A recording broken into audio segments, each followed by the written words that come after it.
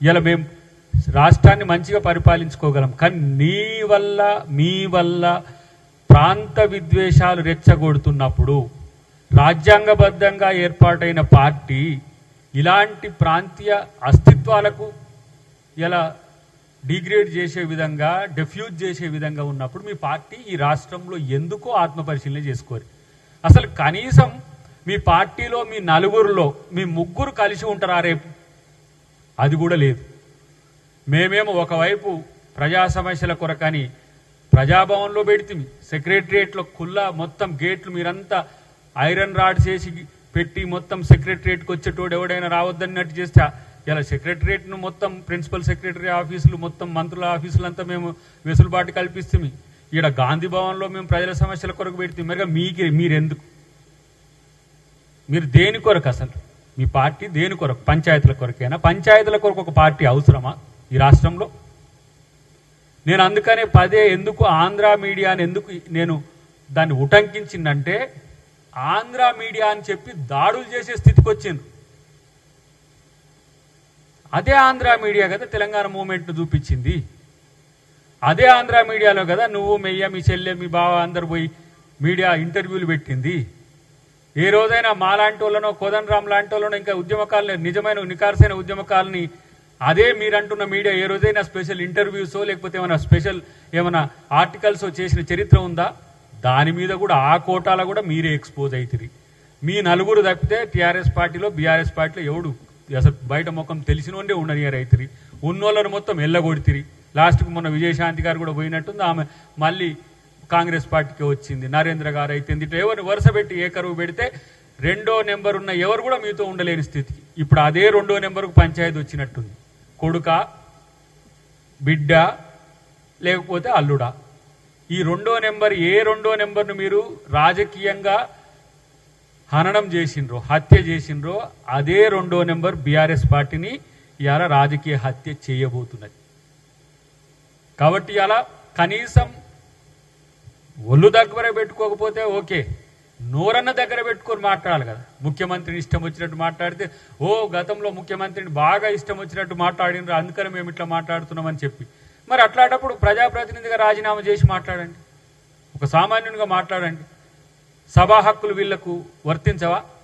సభా సాంప్రదాయాలు సభలో సభ్యుడు మాట్లాడే తీరులో ప్రాంతాల మధ్య విద్వేషాలు పెట్టే విధంగా ఉంటే ఎంపీలుగా ఉండే హక్కు వాళ్ళు ఎట్లా కలిగి ఉన్నారు? ఎమ్మెల్యేలుగా ఉండే హక్కు ఎట్లా ఉన్నారు? ఇవన్నీ జరుగుతుంటే ధృతరాష్ట్రం లెక్క ఇంట్లో కూర్చొని, నేను అనుకుంటున్నా ధృతరాష్ట్రం అనుకోని కేసీఆర్, ఇంట్లో పుల్లలు పెట్టి పేయించి నీ కొడుకును ఇవాళ తెలంగాణ సమాజం మీదకి ఒక వికృత రూపంగా పంపిస్తున్నావా?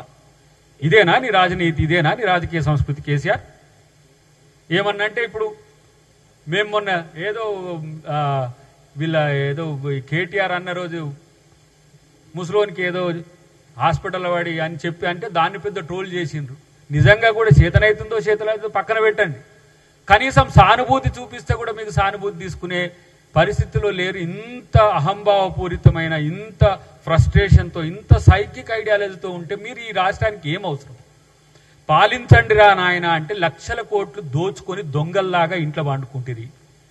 ఇవాళ మళ్ళీ తెలంగాణ ప్రజలు మా వాళ్ళని వస్తుంటారు. తెలంగాణ ప్రజలు మిమ్మల్ని పాలించమంటే పోయి రాష్ట్రాలు దేశాలు పట్టుకొని తిరిగి మేమే ఈ జంక్చర్లో ఒక 17లో 12, 13 కొడితే క్రూషియల్ రోల్ మేమే ప్రధానమంత్రులమవుతాం, ఉప ప్రధానులమవుతాం, రాష్ట్రపతులవుతాం, ఉపరాష్ట్రపతులవుతాం అని చెప్పి ఇలా పాత ఇనుమ సామాన్లు అమ్మేటోళ్ళ కంటే ఎక్కువ తిరిగి మొత్తం అన్ని రాష్ట్రాలు. ఇక్కడ ప్రజల సంపదను ఎక్కడికో తరలించే ప్రయత్నం చేస్తుంది. దాదాపు 25 లక్షల కోట్ల రూపాయల బడ్జెట్ను ఇవాళ అది కాదని ఇంకా 8 లక్షల కోట్ల రూపాయలు వివిధ రూపాల్లో అప్పులు తీసుకొచ్చి రాష్ట్రాన్ని అప్పుల పాలు చేస్తే ఇవాళ గాడిన పడుతున్న ఆర్థిక వ్యవస్థ చక్కగా ఉంటే ఇప్పుడు ప్రతిసారి మీకు దమ్ముంటే గిట్లాంటి సమస్యలు, ప్రజలు వస్తున్న సమస్యలు ఎవరు రారు, మిమ్మల్ని కలిసానికి రారు. మీరు అంతా కూడా ఏంది సెలబ్రిటీ పొలిటీషియన్స్ అయినరు మీరు. ఇలా ఈరోజు టీఆర్ఎస్ భవన్ ఓపెన్ చేసి వాళ్ళు వీళ్ళు వస్తే మాట్లాడుతుండ్రేమో వింటుర్రేమో, కానీ ఈ 9 సంవత్సరాలు ఎక్కడ పోయినరు మీరు? ఇలా నేను అంటున్న ఒక మాట, మీకు ప్రజలతోనే పట్టి ఉంటే, ప్రజల సమస్యలే పట్టి ఉంటే మీకు ఈ దుర్గతి పట్టేది కూడా కాదు కదా. ఇలా ప్రతి సందర్భంలోనూ ప్రజల్ని మీరు అవమానపరిచిండ్రు. ఇప్పుడు ఆయన అంటాడు, కేటీఆర్ ఏమంటాడు, మీరు బిర్యానీ కొరకు ఆశపడ్డారని అంటారు. బిర్యానీ కాదురా బాబు, కనీసం ప్రజాస్వామ్యాన్ని కోరుకున్నారు. ప్రభుత్వం వచ్చిన మొదట్లో మమ్మల్ని కలిసిన చాలామంది ఉద్యోగులు, చాలామంది ప్రజలు ఏమన్నారు తెలుసా? అట్లీస్ట్ మేము వీ కెన్ బ్రీత్ సార్ అని, కనీసం ఇప్పుడు ఊపిరి తీసుకోగలుగుతున్నామని. మీ కాలంలో ఒక్కలను కూడా ఇలా మీకు అరెస్టులంటే భయం అవుతుంది ఎందుకు? అరెస్టులంటే, కేసులంటే పిచ్చిలేస్తుంది ఎందుకు? సిగ్గుండాలి కదా. ఎందుకు కోదండరాంను అరెస్ట్ చేసిండ్రు చెప్పండి? ఎందుకు మందకృష్ణ మాదిగని అరెస్ట్ చేసిండ్రు చెప్పండి? ఎందుకు రేవంత్ రెడ్డి గారిని అరెస్ట్ చేసిండ్రు? మీ దగ్గర సరైన ఉందా? నేను మురళీ ముదిరాజ్ అనే తమ్ముడు చనిపోతే, శ్రీకాంతాచారి చనిపోయిన రోజు సింబాలిక్గా చనిపోతే, ఎవ్వరు కూడా క్యాంపస్కు పోవాలంటే పెద్ద నాయకులు భయపడుతున్న రోజుల్లో నేను క్యాంపస్ స్టూడెంట్, పిహెచ్డి స్టూడెంట్ని కాబట్టి అందరు పిల్లలు అడిగితే పోతే నా మీద 7 కేసులు పెట్టి జైల్లో పెట్టిండ్రు. ఎందుకు దయాకర్ను కేసు పెట్టినవు, లోపటేసినావు అని చెప్తే నీ దగ్గర సమాధానం లేదు. దాంట్లో 23 మంది కేసులో ఉంటే 3 అనేటోళ్ళు ఈ భూలోకం మీద లేరు. వాళ్ళనంటే వాళ్ళు వచ్చే వరకు కేసు పరిష్కారం కాదు. ఇప్పుడు 6 సంవత్సరాలు అవుతుంది ఆ కేసు. ఇంత దొంగ బుద్ధి, ఇంత లంగ బుద్ధి, మిమ్మల్ని ప్రశ్నిస్తే, విమర్శిస్తే, మీ గురించి మాట్లాడితే మాకు చిప్పకూడు తినిపించిరి. మీరు చిప్పకూడు తినొద్దా? ఇన్ని లక్షల కోట్లు దోచుకున్న దొంగలు మీరు బాజాబ్తో బయట తిరుగుకుంటే ఇష్టం వచ్చినట్టు మాట్లాడుతుంటే మిమ్మల్ని తెలంగాణ సమాజం ఎందుకు సహించాలి? కనీస ఇంగితం లేని దరిద్రులు మీరు. కనీస ఇంగితం. కోదండరాంను అరెస్ట్ చేసిన తీరు ఈ సభ్య సమాజానికి అంత తెలుసు. అద్దంకి దయాకర్ని అరెస్ట్ చేసిన తీరు తెలుసో లేదో కానీ మమ్మల్ని అయితే దేశద్రోహుల లెక్క కింద జడ్జి కాడ కింద కూర్చోబెట్టి వాళ్ళు చాలా ప్రమాదకరమని.